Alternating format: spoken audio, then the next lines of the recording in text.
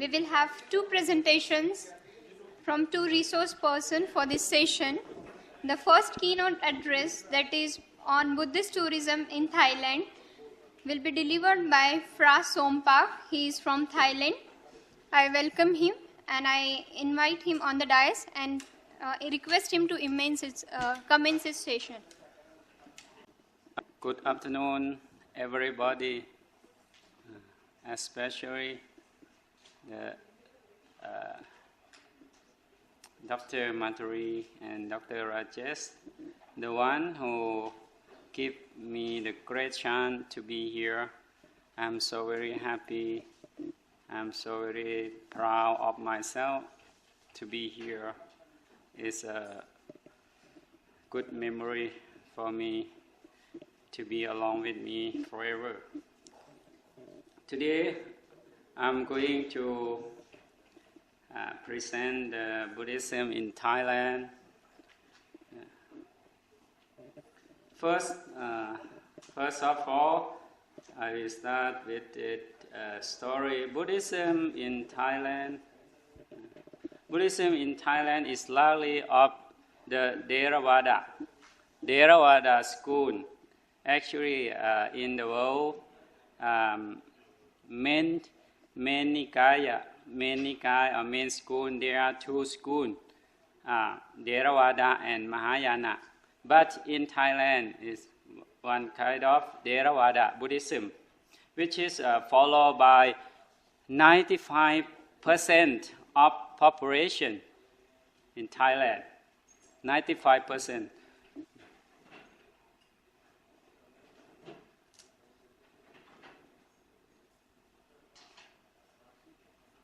And I'm sorry to, this is only Thai language. I could not find English from internet, from website. But I will tell you after this. And in Thailand, Buddhist temples in Thailand are characterized by tall golden stupa.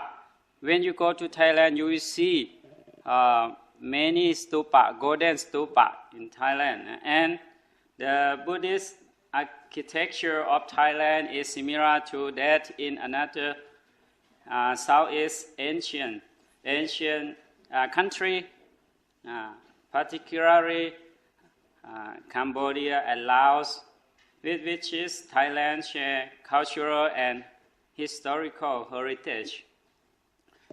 Buddhism came into the land of Thailand in 250 BC, with the same period of Sri Lanka, by sending Buddhist missionaries to propagate the Buddhism in 9 parts of the world by the patronage of Indian Emperor Ashoka of Maurya Empire. And now I will tell you 9th part that Ashoka sent the Buddhist missionary to in 9 parts of the world. First, he sent one Dera, one monk, one Bante to Kashmir, Afghanistan. Kashmir, Afghanistan. And second, another missionary monk to Mahiska Mandara. Now is Mysore. In Mysore, in the south of India. First in Pakistan, Kashmir, and second in Mysore. And third part, sent Rakita Dera to Vanavasi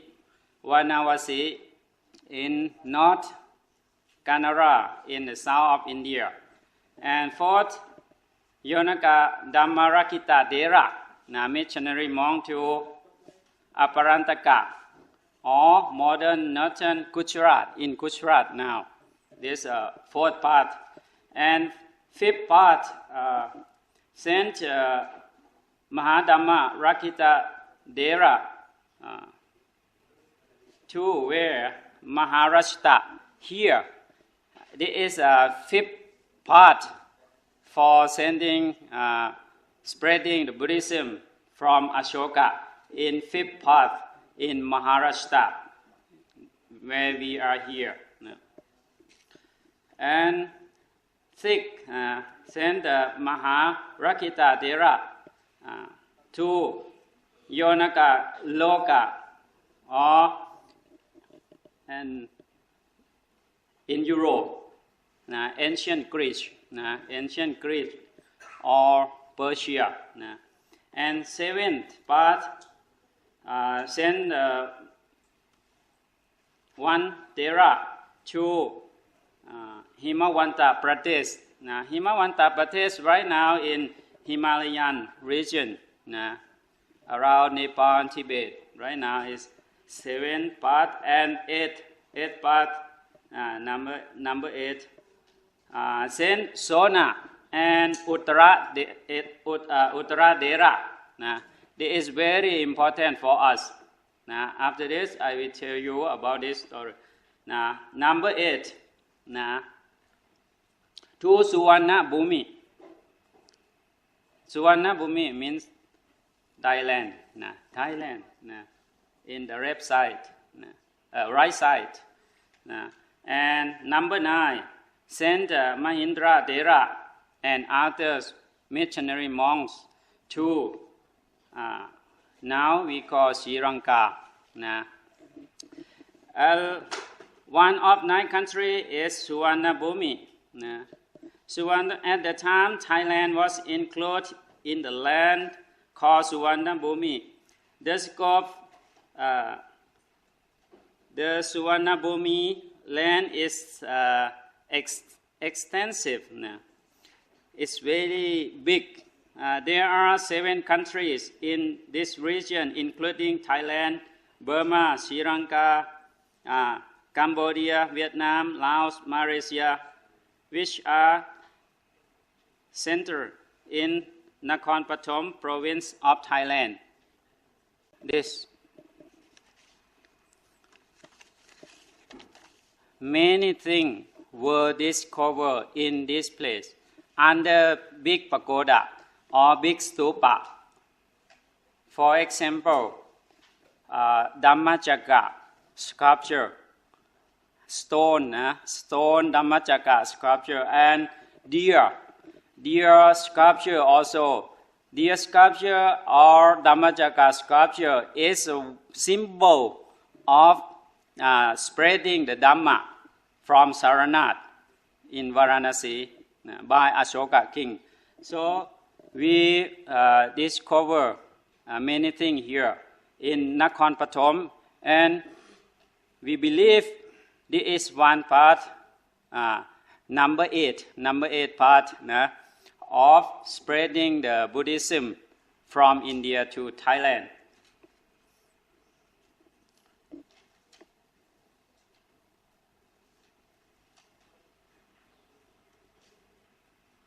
And this one, deer and Dhammacakka sculpture were discovered in this stupa. So it's like the symbol of spreading from Saranath, from Varanasi, to spread the Dhamma by Ashoka king. And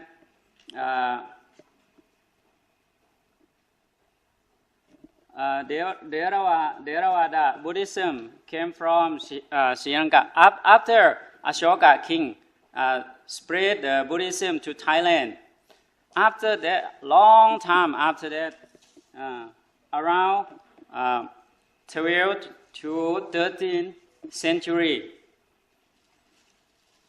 Theravada Buddhism came from Sri Lanka again to spread Buddhism in Thailand. After that, around 400 or 500 years,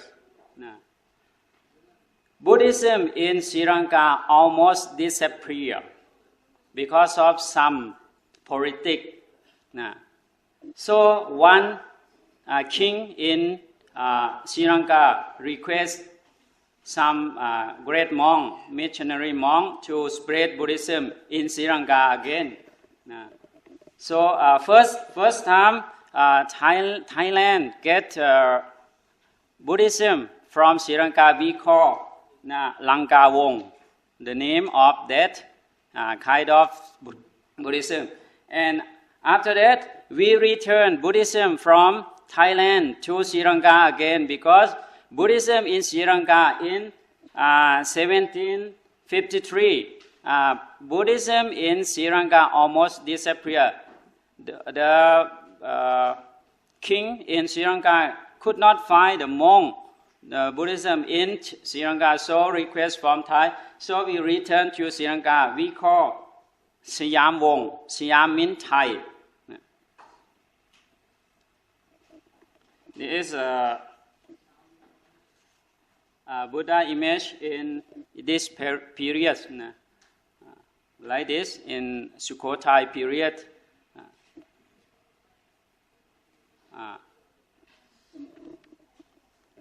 Okay, after that, 18th century, Chakri Empire, another empire, have been started until the present time, till now.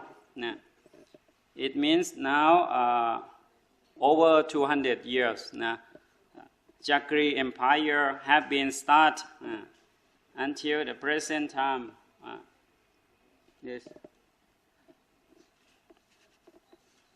And there are a lot of tourists coming to Thailand for visiting famous tourist places such as mountain, sea, island, ancient place, especially temple.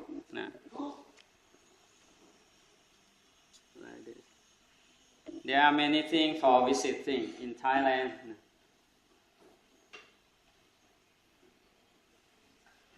I just show you first.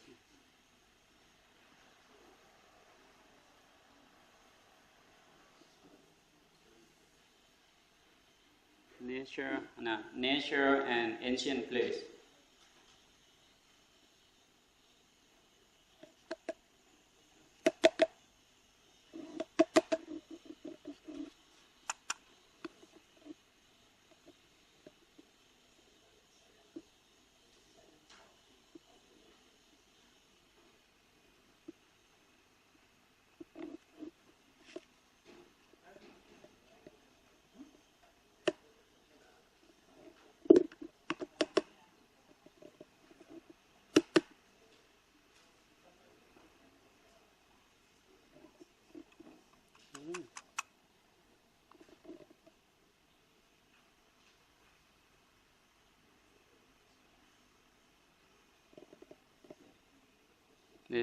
We have many things to visit for tourists.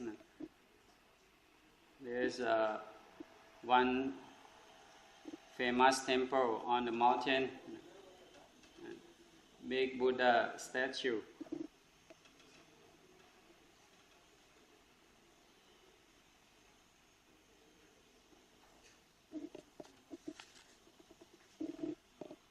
Okay.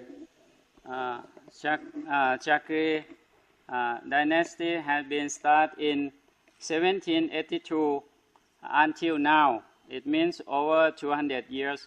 Bangkok was established as the capital city by His Majesty King Rama I of Chakri dynasty. There are many famous temples were built in this period. So,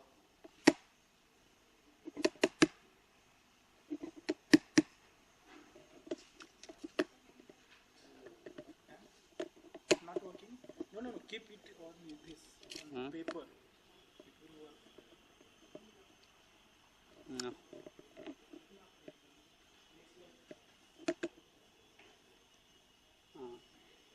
In Thailand right now, there are around 38,000 temple and Tilak, Tilak monks in Thailand.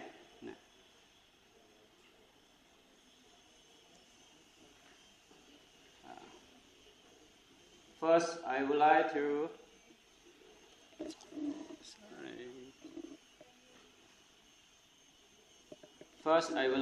show you first temple for King Rama first in this period. After he established Bangkok and he started one temple, this we call Amara Buddha temple.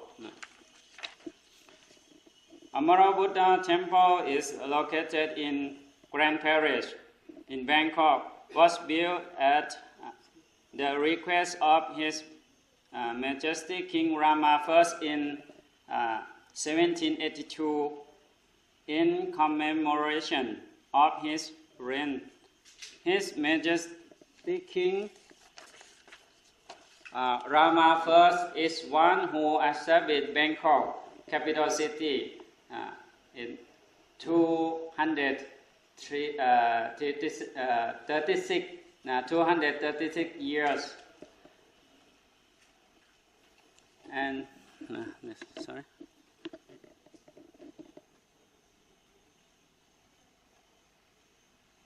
This Amara Buddha temple. Inside there is one holy Buddha statue in Uposatha hall. We call Amara Buddha. In every first day of each season, the king will come to change dress of Amara Buddha.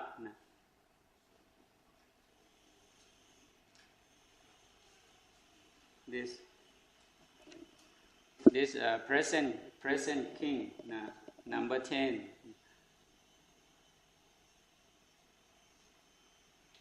And second, I would like to show you Wat Arun. Wat Arun or Temple of Dawn. Wat Arun or Temple of Dawn is a beautiful temple. It's a Buddhist temple in Bangkok on the Thonburi west bank of the Chao Phraya River. The river opposite side that we call Chao Phraya River. The temple was located in ground of the royal palace during Thaksin's reign. Means last king before first King Rama first Thaksin king established capital city in this site.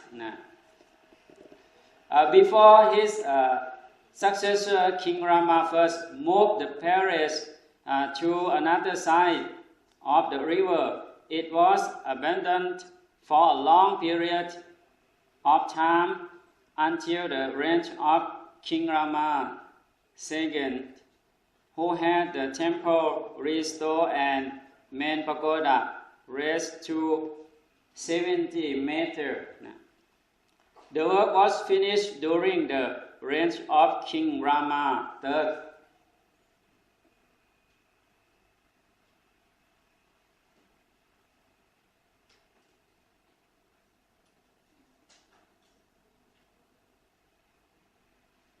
And third, I would like to show you about what Golden Mount Temple or Pu Khao Thong. Pu Khao Thong or Golden Mount Temple was renovated and given name by King Rama V. During the reign of King Rama IV, construction began of a small jetty on the hill. A small jetty on the hill. It was complete early in the reign of his son, King Rama V. A relic of the Buddha was brought from Sri Lanka and placed in the jetty. that in the center we call Chedi or Stupa. Inside we place the Buddha relics that we brought from Sri Lanka.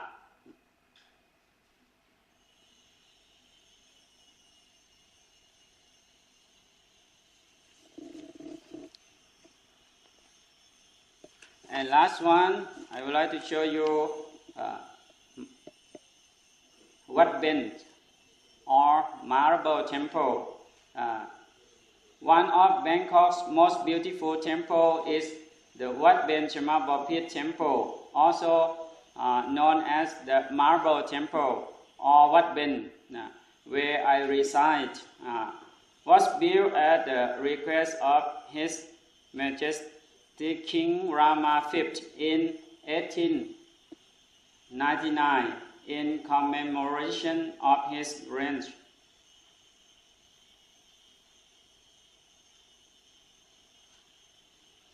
This I reside here. I live here in this. This is like my temple.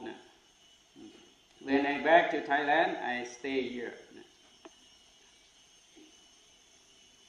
And this Buddha image. This is a copy of Buddha image. It's not original. You see in this picture that it was given by us to Madam to this program. This is a copy of Buddha image. But original, this is located in Pisnurok province.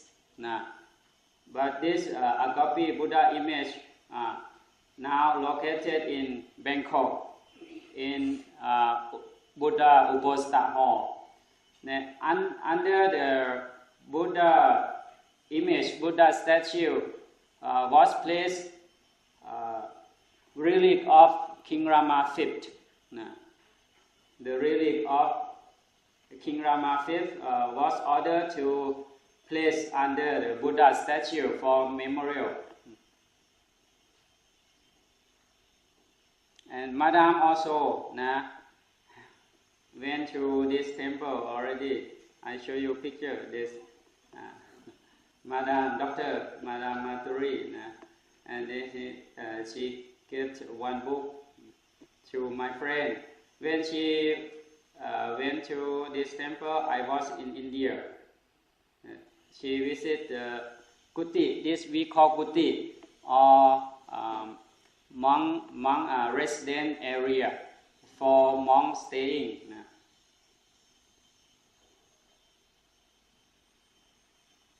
And this is the most important person of my life.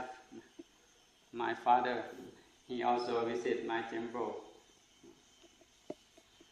Okay, mostly tourists come to Thailand for visiting the beautiful ancient temple, but some of them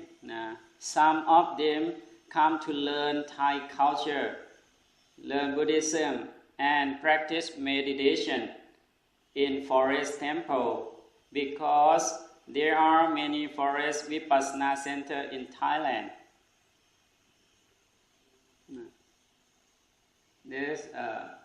They try foreign visitor try to learn Thai culture or the culture of Buddhism. This we call pindapata. It means walk out for food outside the temple every morning.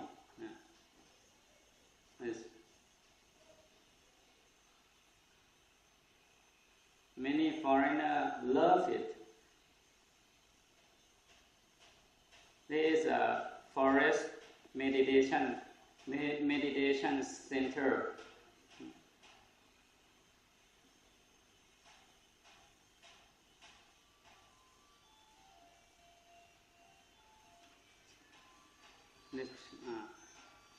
And practice meditation. Try to learn Thai culture also. Practice meditation also. This.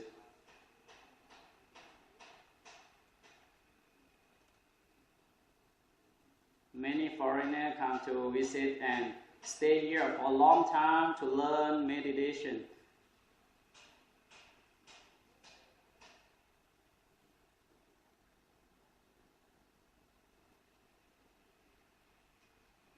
After practice meditation, like a coffee break or relax, we do another activity like this.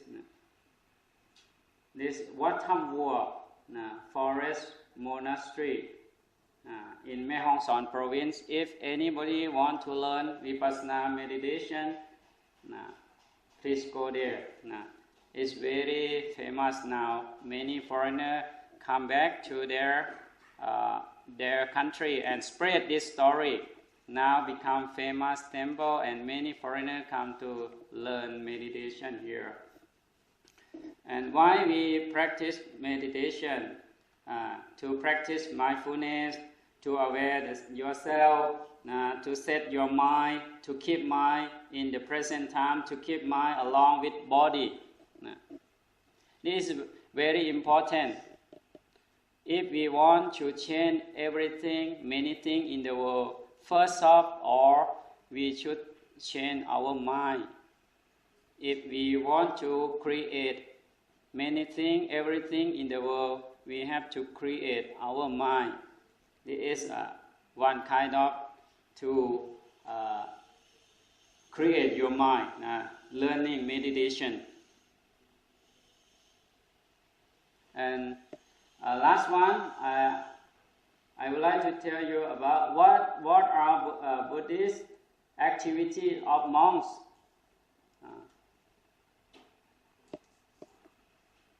What are the Buddhist activity of monks doing pindapata every morning? That I already show you. Learning Buddhism and Buddhist philosophy, and chanting in the morning and evening each day, practice meditation after chanting, teaching the true Dhamma to people, doing meditation whole day for meditation temple or meditation. This is not only after chanting, but this is whole day, from morning to evening to night, and have only a short time for sleeping. And walking for peace from place to place. And last one, repeating patimo or Vinaya or Vinay or the rule each in Punima. Like this, I try to do here, doing pindapata every morning. Pindapata means walk outside the temple to beg food from the people. This is not small thing, in Buddha activity, 5 Buddha activity, but this pindapata is one part of that. It means very important for our life. One time, when the Lord Buddha went back to his grandparents to visit his father, and he in the morning he start pindapata, and his father know about this, so he immediately went there and said, "Stop! You are king. You are king. Why you go to beg food from the people? You make me down. You are my son. I am king. Why you do like this?" But the Lord Buddha said, "I follow my family tradition." His father said, "Your family, no any king do like this. Why you do? This is our king family. Never, no any king do like this. No, your family is a king family, but my family is Buddha family. So I follow Buddha.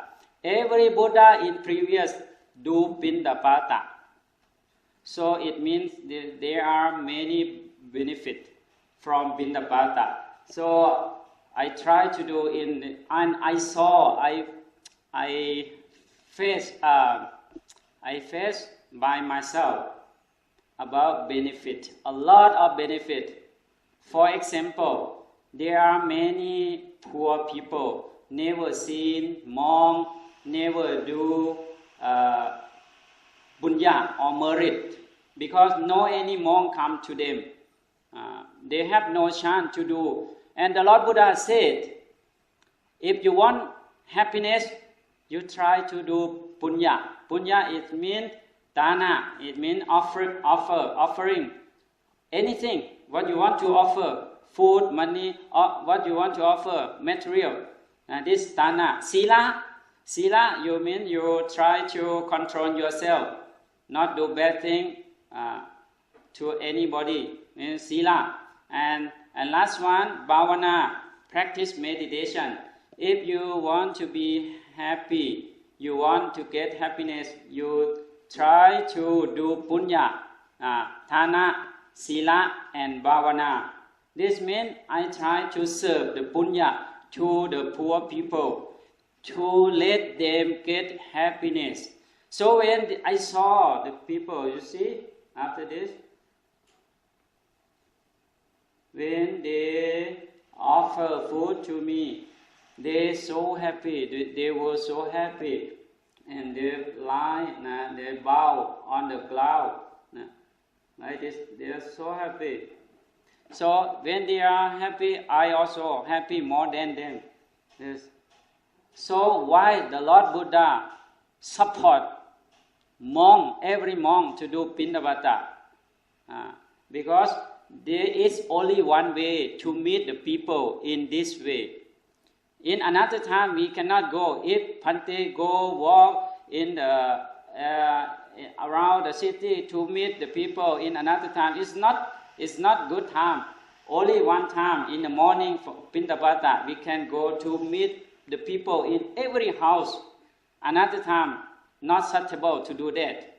So we can give happiness to them and give some the Dhamma.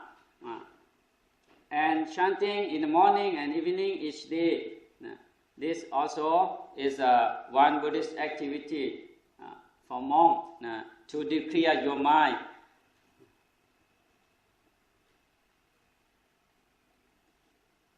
And teaching the true Dhamma to the people in Thailand, in special day or Purnima or Sunday or like this. All of the people will come to the temple and monk will give teaching the true Dhamma to the people to get knowledge or wisdom to live their life peacefully. And repeating Patimokkha or Vinaya in Purnima, every 15 days.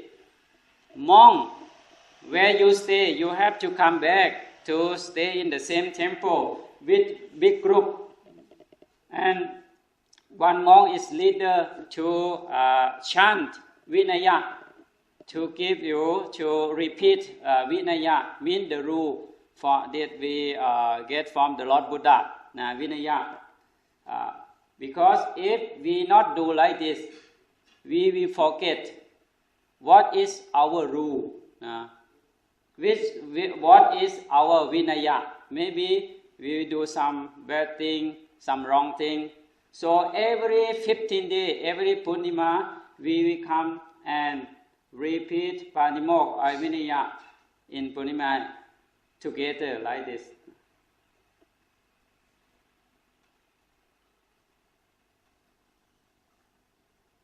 And last one, there is a walking. Actually, there are popular meditation into position, sitting meditation or walking meditation too is popular. But this is most popular. Walking for peace or walking meditation from place to place. From city to forest. 1 day, 2 days, 1 week, 2 weeks, 1 month, 2 months. Depends on time, depends on situation. Never afraid, everything. Nature or animal. Someone walk alone, like this.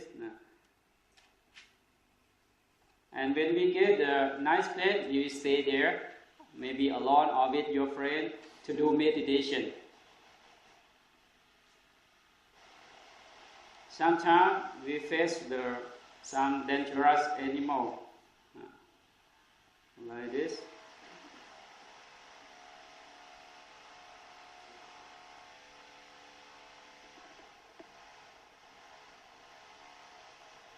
And benefit of walking meditation of five.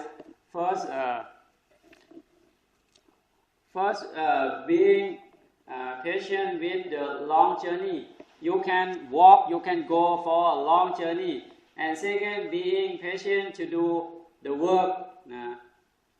And third, being strong, you will be healthy. And fourth, the food is easily digested. And last one, concentration while walking is long, we stay long, more than sitting meditation. This is benefit of walking meditation. If anybody would like to try, you can try. No need to walk outside, you can walk in your house. Left, right, left, right, left, right. Just make note on your foot. Left, right, left, right, left, right, left, right. Go and back, go back, go back, like this. 1 time, 2 time, 100 time, 1,000 time. Concentration while walking will stay long time, more than sitting meditation. This given by the Lord Buddha. Okay, thank you for paying attention. Thank you very much.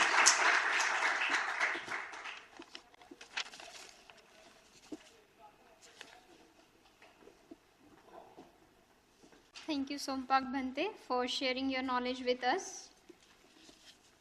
The last presentation of the today's session is Buddhist tourism in Bhutan, which will be delivered by Mr. Umesh Zadho from Bhutan.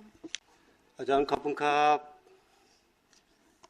So, the post-lunch session of international conference, I was expecting that audience would go sleep, but this orange robe monk brought a lot of energy here, and that set a platform for me to say, I'm not from Bhutan.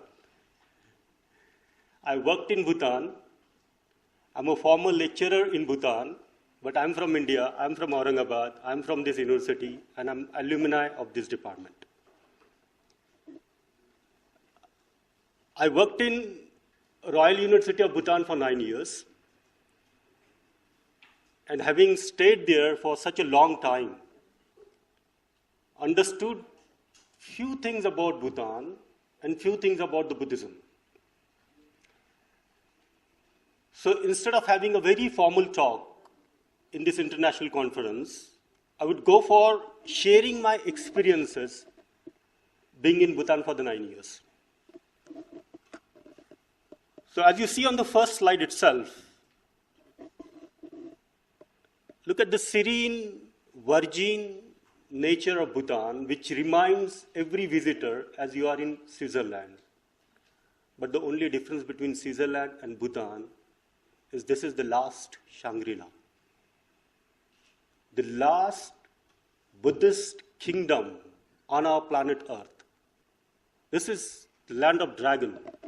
This is Dracula. This is the land of culture. This is the land of tradition and the land of Buddhism.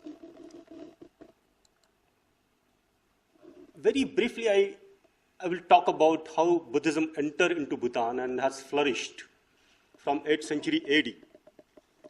So Guru Padmasambhava, the Indian tantric master, entered in Bhutan through Calcutta, and he introduced the tantric practices in Bhutan.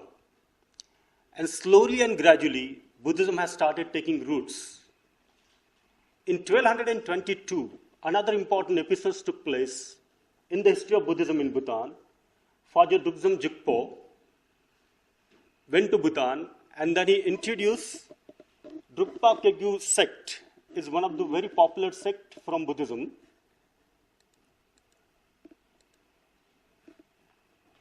And then Jabrung Nawang Namgyal, in 1616, he did the greatest ever work for this small, tiny nation. In 1660, when Jabrung Namgyal entered inside the Bhutan, there were so many small sects of Buddhism. People were practicing different Buddhist school of thoughts in the small pockets of Bhutan. So they were never being united. There were always clashes between the ideology, philosophy, and the practices of Buddhism itself. But then Nawang Namgyal,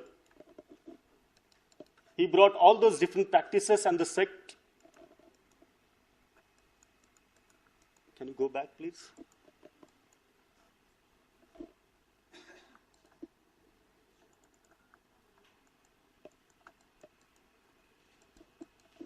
Back.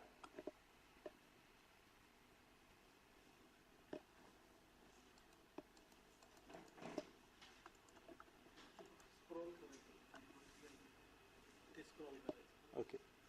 All right. Okay. Okay. Okay.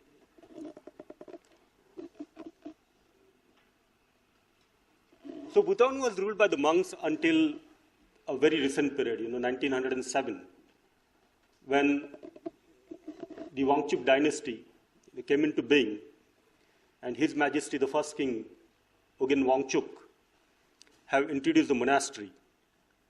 But since the inception of the monastery, there wasn't a complete control of the monarchy, but the monks played a very vital role. So in Bhutan, there are two parallel governments. The one is the king, now there is democracy, and the other is the monastery. So the Je Khenpo, the head of Buddhist monastery in Bhutan, having an equal status of His Majesty the King of Bhutan. So this is one of the very rare example where we can see the religious institutions and the parallel and the political institutions work together parallelly, but at time comes, the religious institutions become more stronger than the political institutions or even the democratic government. So the religious institutions in Bhutan always has the rights, power to direct the government or the democracy or the political institutions of Bhutan. So Buddhism is practiced in this country today. This is something, I would like to mention, has been mentioned very clearly in the Anand Pitaka.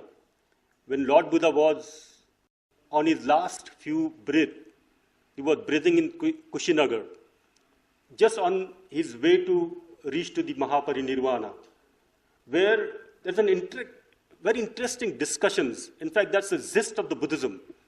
When the Ananda asked him, Lord, I can understand that you are going to go for the long journey, you are going to reach to the state of nirvana, the ultimate death, relief from the cycle of birth and the death.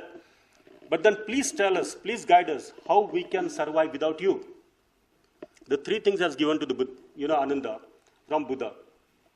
So the one thing, he said, visit all those places which are associated with me. Number two, construct some memorials in my memory so that the people would get an inspiration from it. And number three, that is most important, practice Buddhism.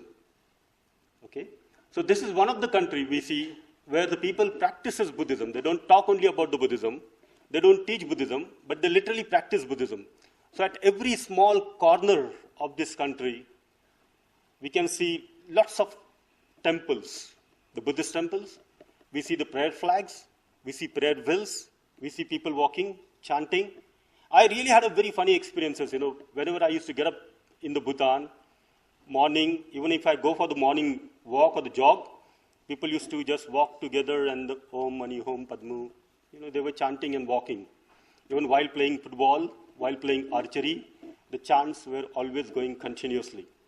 So this is a nation where the Buddhism is being practiced and practiced by every single citizen. And this country has got a lot of potential to develop tourism, but they don't want to. Are you getting me? a country which is known for the virgin beauty, a tall, huge Himalaya which always challenges adventure people for hiking, trekking, walking, biking, and the spiritual people, for meditation and the religious people to understand Buddhism. But this is a country in the world which do not want to promote the tourism. And the very simple reason, they have adopted a very cautious approach. In 1972, the fourth king, His Majesty, has declared Bhutan as the country of gross national happiness. So they do not want to compromise their culture, their religion on material cost. Sustainable tourism, this is the key of the development of tourism in Bhutan. So every year, they increases only 20% of the tourists. In 1972, when this country, this was a landlocked, isolated country, not being visited by anybody. The people outside the Bhutan were not allowed to enter inside the Bhutan until 1972. But in 72, the fourth king, he introduced Bhutan to the rest of the world. And initially, it was just 272 people, including some journalists, photographers, media people, and some authors and the scholars. They were allowed to enter inside the Bhutan. And since that, the tourism in Bhutan has started, which has reached to the figure of 58,000 last year. No single tourist can be in Bhutan without a tour guide. That's their approach. Because if you are traveling in a foreign nation where you are not aware of the culture, you are not aware of the tradition, roads, there's always chances.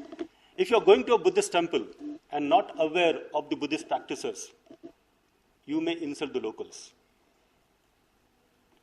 In the pre-lunch session, my friend from Denmark, he mentioned his experience about visiting Aurangabad caves yesterday. And there were a few locals creating nuisance. You'd not find such a small, even a small incident in the whole country of Bhutan. If you go to places, you'll find the locals are appreciating more than the visitors. Because Buddhism, the philosophy, the thoughts, the practice is there in their mind and blood. At many places, this is one of the attractions of the Bhutan. We say it as Dzong. Dzong means literally a palace or a fort. It has got a thick walls and then narrow loopholes, and you get excellent review. So on the top, there's a picture from Bhutan Dzong. The left bottom is Paro Dzong, and the right bottom is Punakha Dzong. That Punakha Dzong is situated on Mo Chu river. So Mo Chu basically is his and her. So it's a confluence of the two different rivers, and the one river is called as his and other river is called as her. Throughout the Bhutan, we get to see these beautiful flags.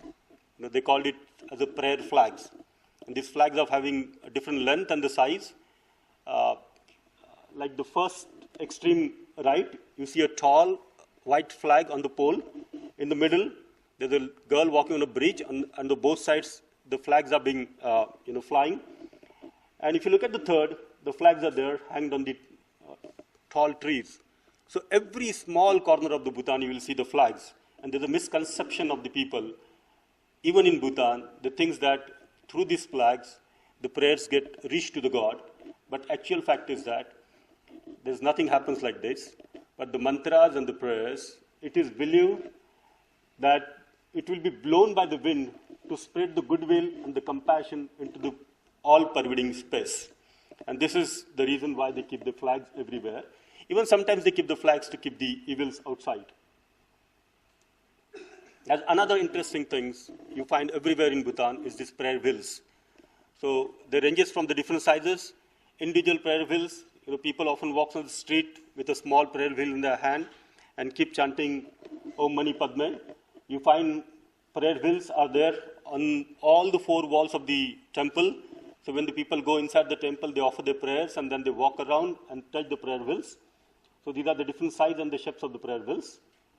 Another important aspects of Buddhism in Bhutan, since there is a Tantric Buddhism, Theravada Buddhism, Vajrayana Buddhism, and Mahayana Buddhism. So all those different Buddhism are being practiced. This mass dance. So these are the wooden mass and at every small places in the temples, their major festivals, they perform this dance, particularly on the Sechus. So Sechu is one of the great attractions for the tourists to come to the Bhutan, and every Dzongkhag, there are 22 Dzongkhag, there are 22 districts in Bhutan, and every district has got this festival. So there are 22 festivals are being offered in one calendar year. Choten means stupa, Satup, in Thai, Satup. So that's called stupa, Choten. So there are lots of chotens. There are lots of chotens are being constructed. And on the right side corner down, you find a big bunch of chotens, stupas, on Dochula Pass, while going to Punakha from Thimphu. This is the tiger nest. In Paro, like every nation is famous for something. Some nation is famous for Statue of Liberty, or Eiffel Tower, or Taj Mahal, and the Bhutan is famous for this tiger nest, Paro Lakhang.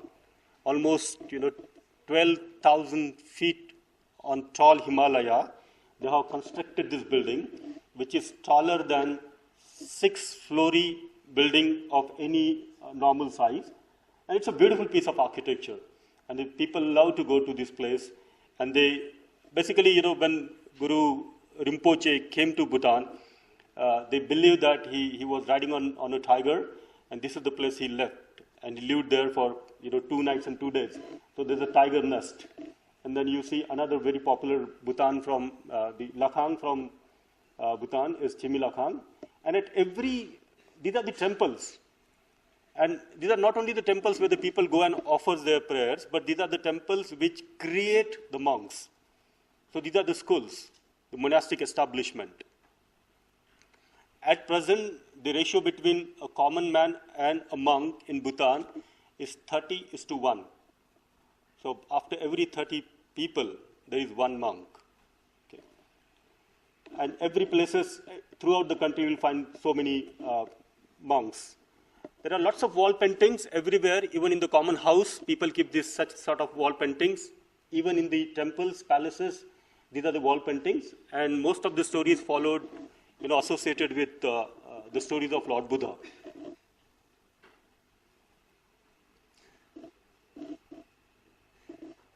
This is something which embarrasses many outsiders, even the people who live in the urbanized setup of Bhutan. The phallus painting. Actually, in 8th century, there was a Buddhist king, Drupa Khinlai, who is famous as a mad king in Bhutan. And he has particularly introduced such kind of practices in Bhutan. So, traditionally the symbol of this erect penis have been intended to drive away the evil eye and the malicious gossips. So, very interesting, different symbols, even the directions, water. The Westerners always love to take the photographs with such kind of symbols. No, there is not a single temple, but everywhere, particularly in the southern part of Bhutan and the eastern part of Bhutan, you see these paintings. All right. And this is what they say at the end of their presentation, Kading Chela. Thank you. I hope I have done. Okay. Any question, any doubt, anything you want to know? Curiosity, good. What is the meaning of This this painting? painting, okay, good. This painting is basically stands for the coexistence and the harmony. When my younger son went to Bhutan first time, and when he saw the painting, he looked at this painting and he said, "This is so nice to have all the animals together with the nature." Okay, so we can see that there's an elephant at the down. At the bottom, these are 5 round things. Like these are Pancharatnas from Buddhism. We call Panchashil in Indian Buddhism. And then elephant. On the top of the elephant is monkey, and then you see a rabbit. So they are helping each other. Okay, like Chadok. Okay. Any other question?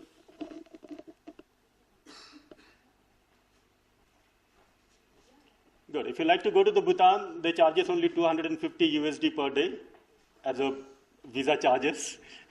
But don't worry, like most of these, except my friend from Denmark and, 3 Ajan from Thailand, rest, you all can go to Bhutan without paying any single money because for the citizens of India, what you need to carry is only your voter card or election card, issued by the Election Commissioner of India, and that's it.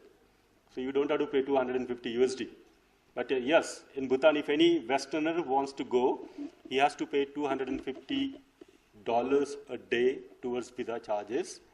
There is no chances of having low airfare or low airfare airways in Bhutan.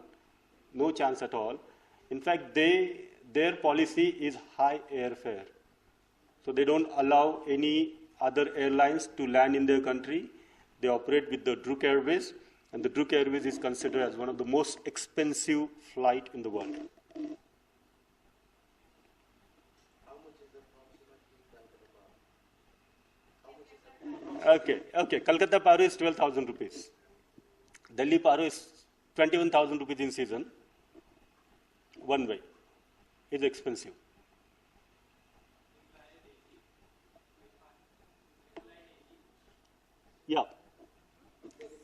Yeah.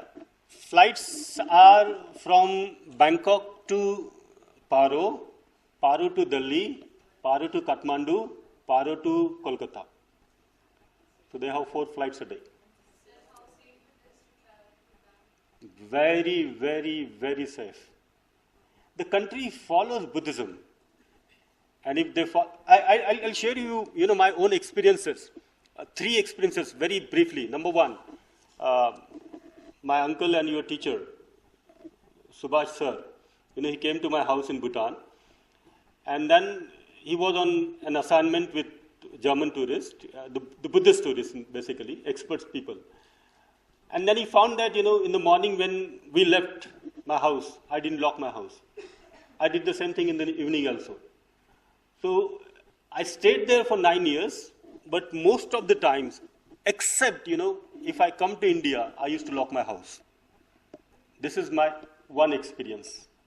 Number 2, our campus was so big, and the children like you, that there are hardly few buildings are small and the forests are bigger. Everywhere there are gardens and forests. So the children like you, in the race, in the break, they used to sit outside working on their laptops, and often they would forget their laptop there only. They will go to the canteen, they will have lunch, come back, laptop is still there. Okay? Laptop is still there. That's the reason I said a country follows Buddhism. It practices Buddhism. So the ratio of crime is less. It's very safe to travel for any tourist in Bhutan, except, yes, there are lots of geographical challenges. So if you are ready to accept those geographical challenges, it's safe. Culturally, it's safe place. Not at all a good place for the people who smokes, because tobacco is considered as evil in Bhutan. They don't produce tobacco, they don't sell tobacco. So if anybody wants to go to Bhutan and smokes, please carry your own cigarettes. They permit. So while I of course accept the conditions that we only allow a certain amount of visitors from the Western world, the logic escapes me that a country of 1.2 billion next door can travel without any restrictions. I mean, I would expect that so many people came, not Buddhists, and thus influencing in the unintended ways. So how come that India is not under any restriction, or Indians? Has that got to do with larger political issues? Indian has an influence in the country or things like that? There are a couple of reasons. Number 1 reason is the country with only 6.5 lakh population, 650,000 people. Okay. So in a small population, it's always easy to have negative or positive impacts, both. there is no, the restrictions is not only on the Westerners, but the restrictions is on the tourist itself, any foreign tourist who is coming to Bhutan. SAARC nation, like every pocket, has got an association. So India and Bhutan are the member of SAARC. And this is the understanding of the SAARC nation, that any member of the SAARC visiting Bhutan would go without that 250 USD. It's not only for the Indians, but even the Pakistani, Bangladeshi, Sri Lankan, Myanmar, if these people wants to go, they don't have to pay this 250 USD.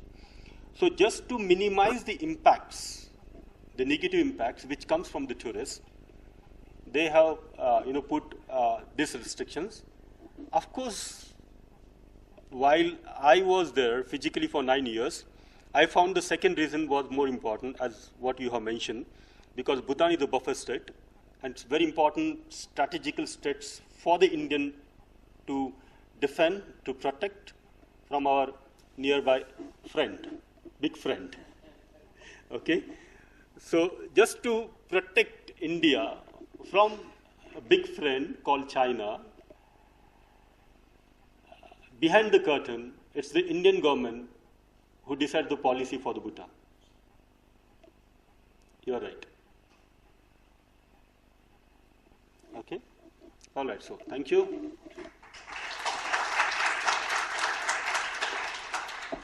Thank you, sir. Now I request Dr. Madhuri Sawant to please come forward to felicitate our resource person, Umesh Zadu.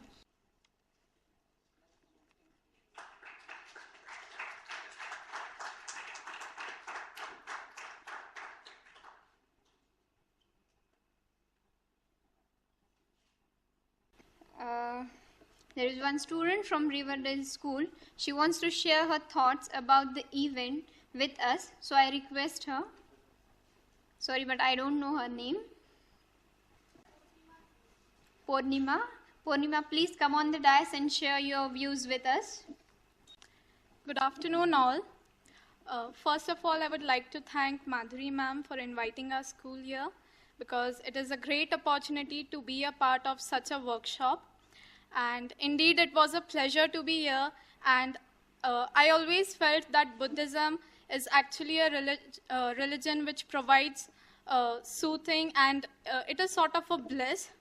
But today, being a part of this workshop, I felt that really it is. I got to know so many things. Like, some of the lines were so impactful. Vision with action changes the world. And don't be pessimistic or optimistic, but realistic. I think such workshops are needed for our youth to know about such kind of things which actually we don't know. So thank you for providing us this opportunity. Thank you, everyone.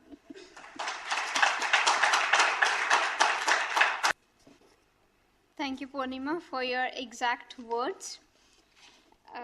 Now I request Subhash Zadav sir to come on the dais for vote of thanks. So it's already 4:40. I was looking at each and every corner, but everybody looking very fresh and smart. That shows your enthusiasm and your interest, the hungry people for the knowledge. So I'm here to conclude today's program. Most of the dignitaries, they have their further connections. At the moment, physically they are not here, but they came here and graced this valuable knowledge function. So on behalf of newly established International Center for Buddhism, I thank them, especially Professor Sandeep Kulsrestha, Director of IITM, Professor Suranga all the way from Colombo, Mishraji from Archeological Survey of India, that is from Chemical Branch, Sudhir Wagji, and Chaitanya Bhandare all the way from Japan. So we thank them on behalf of our newly established department. In the morning session, after inaugural session, some enlightening sessions were conducted by the experts. We thank them to bring their valuable information for all the participants. In the afternoon session, the two speakers, they had taken us all the way to the Buddhist world in South Central Asia. First of all, we had been to Thailand with the help of Reverend Bhanteji Sompak, and right now, Umeshji, she took us in a wonderful tiny country, Bhutan. Sir, we thank you very much for your wonderful presentation. Sompak Bhante, thank you very much for your valuable guidance for our audience.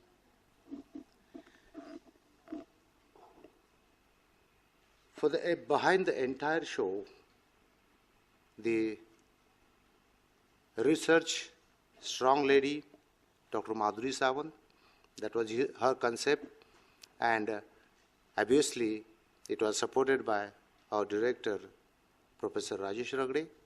Without them, we never have this kind of opportunity for the session like today.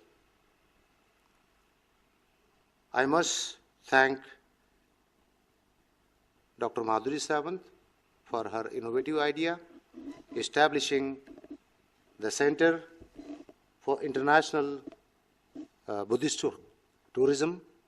So I request all of the students to give her a big hand.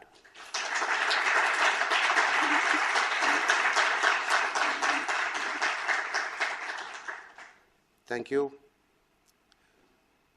Tourism department students are always there, but this time it was really something fantastic. Entire South Asia was today here till the last moment of this function, today's function. So this function was made really very graceful by the young tourism scientists, next coming scientists from Riverdale School. They showed a great enthusiasm, and they are here. We should give a big clap to this young generation. In a near future, certainly they are going to take charge of this kind of events in future. Our word of thanks must go to Professor Archana Sodhi Biwal from HMCT, Pune, because she came here all the way with her team from Pune. Madam, we thank you. Thank you very much.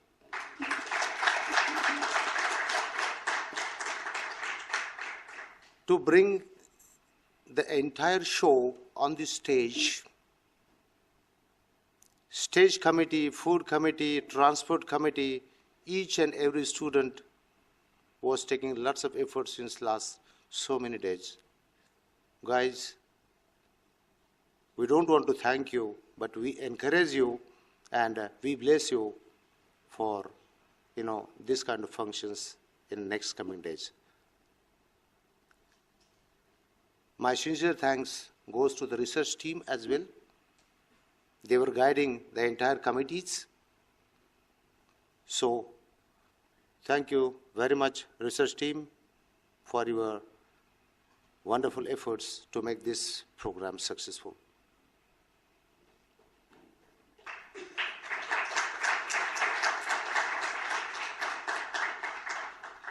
Media, print media, electronic media, and each and everybody who paid their contribution to make this program grand success, we are really thankful to them.